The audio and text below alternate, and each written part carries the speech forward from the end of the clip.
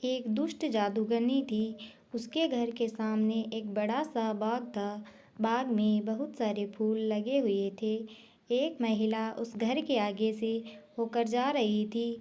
उसने सुंदर गुलाब देखे। उसने सोचा कि मंदिर में चढ़ाने के लिए एक फूल तोड़ लिया जाए।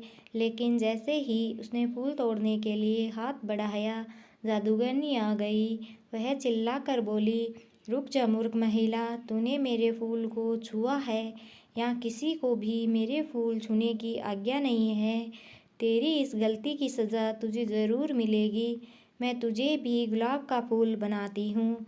यह कहकर जादूगरनी ने इशारा किया। वह महिला घबरा कर रोने लगी। वह बोली, मुझे माफ़ कर दो, मुझसे बहुत बड़ी भूल हो गई। मेरे ऊपर दया करो, मुझे फूल मत बनाओ। उसका रोना सुनकर जादूगरनी ने कहा, मैंने एक बार जो कह दिया वह तो होकर ही रहेगा। मैं इतना कर सकती हूँ कि तेरी सज़ा थोड़ी कम हो जाए। आज पूरे दिन तू इस क्यारी में रहेगी और रात होने पर ही अपने घर जा सकेगी। लेकिन सुबह होते ही तुझे यहाँ वापस आना होगा। यदि ऐसा नहीं हुआ तो तू अपने घर पर ही एक फूल बन जाएगी। इसलिए सुबह होते ही यहाँ आ जाना।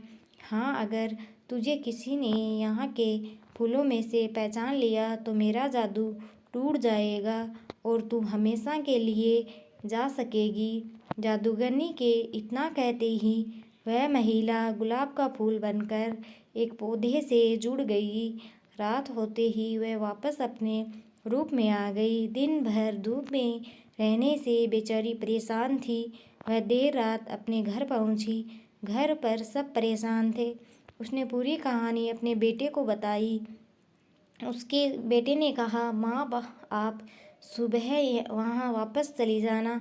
मैं आपके कुछ देर बाद आऊँगा और आपको पहचान लूँगा। आप बिल्कुल चिंता मत करो। सुबह को सूरज निकलने से भी पहले महिला जादूगरनी के बाग में जाकर फूल बन गई। तभी उसका बेटा वहाँ आया। उसने देखा वहाँ गुलाब के बहुत सारे पौधे थे। उन पौधों पर सैकड़ों फूल लगे हुए थे। उसने एक एक फूल को ध्यान से देखना शुरू किया। काफ़ी सारे फूल देखने के बाद उसने एक फूल चुना और बोला, यह मेरी माँ है। इतना कहते ही उसकी माँ पर किया गया जादू टूट गया। वह अपने रूप में वापस आ गई। खुशी में उसने अपने बेटे को गले से लगा लिया।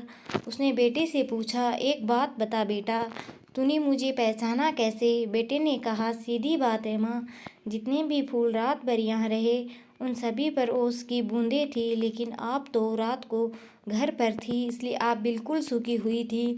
मैंने आपको आसानी से पहचान लिया। अपने बेटे की बुद्धिमानी को देखकर माँ को बहुत खुशी हुई। जादूगरनी ने जब माँ और बेटे का प्यार देखा तो उसको इतना अच्छा लगा कि उसने सबको परेशान करना छोड़ दिया।